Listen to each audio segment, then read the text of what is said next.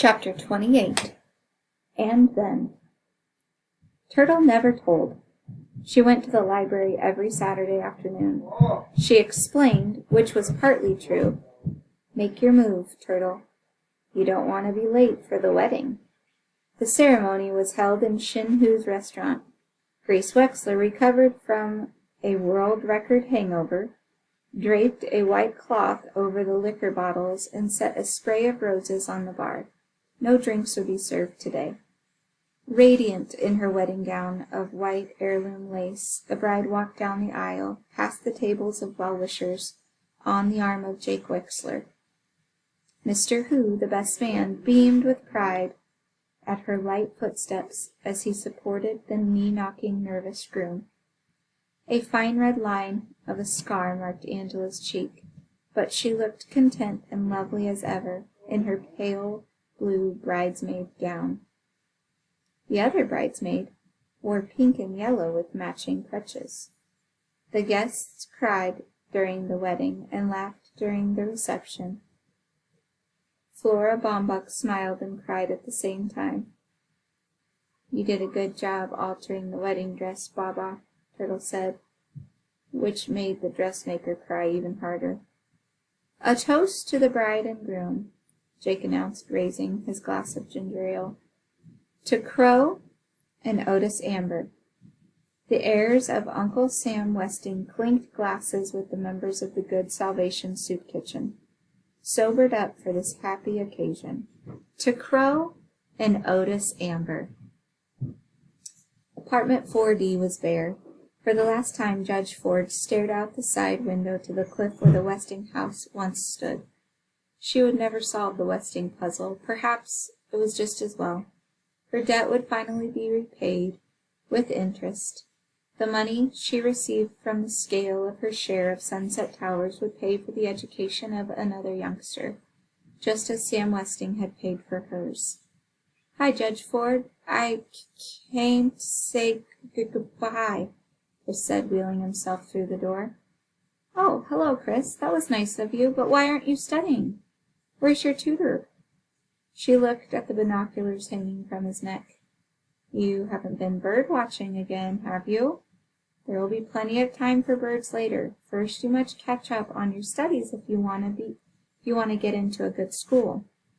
Good heavens, she was beginning to sound like Mr. Hu. Will you come to see me? Chris asked. It gets sort of lonely with Theo away at college. The judge gave him one of her rare smiles. He was a bright youngster. Real smart, Sandy had said. He had a good future. Sandy had said that, too. He needed her influence and extra money, but she might smother him with her demands. I'll see you when I can, and I'll write to you, Chris. I promise. Whose little foot-ease, patent pending, was selling well in the drugstores and the shoe repair shops. Once we capture the Milwaukee market, I'll take you to China, James Hu promised the business partner. Okay, Madame Hu replied, toting up accounts on her abacus. No hurry. She had many friends in Sunset Towers now, and no more cooking, no more tight dresses slit up her thigh. Her husband had bought her a nice pantsuit to wear when they called on customers, and for her birthday, Doug had given her one of his medals to wear around her neck. The secretary to the president of Schultz Sausages was back on the job, her ankle mended. Sidel Pulaski had discarded her crutches. She had all the attention she could handle without them. After all, she was an heiress now. It wasn't polite to ask how much, but everyone knew Sam Westing had millions. Of course, she could retire to Florida, she said, but what would poor Mr. Schultz do without her? And then, one unforgettable Friday, Mr. Schultz himself took her to lunch. Jake Wexler had given up his private practice, both private practices, now that he had been appointed consultant to the governor's inquiry panel for state lottery, thanks to a recommendation by Judge Ford. Grace was proud of him, and his daughters were doing well. In fact, everything was fine. Just fine. Who's On First was a great success. Grace Wexler, the new owner, offered free meals to the sports figures who came to town, and everyone wanted to eat where the athletes ate. The restaurant's one windowless wall was covered with autographed photographs of Brewers, Packers, and Bucks. Grace straightened the framed picture of the smiling champion, signed, "To Grace W. Wexler, who serves the #1 food in town. Doug Who."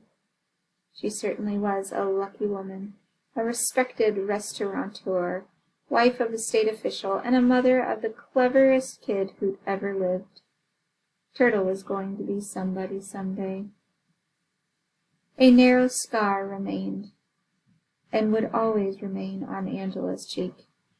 It was slightly raised, and she had developed a habit of running her fingers along it as she pored over her books. Enrolled in college again, she lived at home to save money for years of medical school ahead. She had returned the engagement ring to Denton Deer. She had not seen him since Crow's wedding. Ed Plum had stopped calling after 10 refusals. Angela had neither the time nor the desire for a social life. What with studying, her weekly shopping date with Siddell, and Sundays spending helping Crow and Otis in the soup kitchen. "Study, study, study," Turtle said. Angela saw little of her sister, who was either at school, in Flora Baumbach's apartment, or at the library. "Hi, Turtle. How come you're so happy today?" "Stock market jumped 25 points. The newlyweds, Crow and Otis Amber, moved into an apartment above the Good Salvation soup kitchen. The storefront mission had been renovated and expanded with the money from the inheritance. Grace Wexler had supervised the decorations. Copper pots hung from the ceiling. The pews were padded with flowered cushions and fitted with hymn book pockets and drop-leaf trays. There was meat in the soup and fresh bread every day.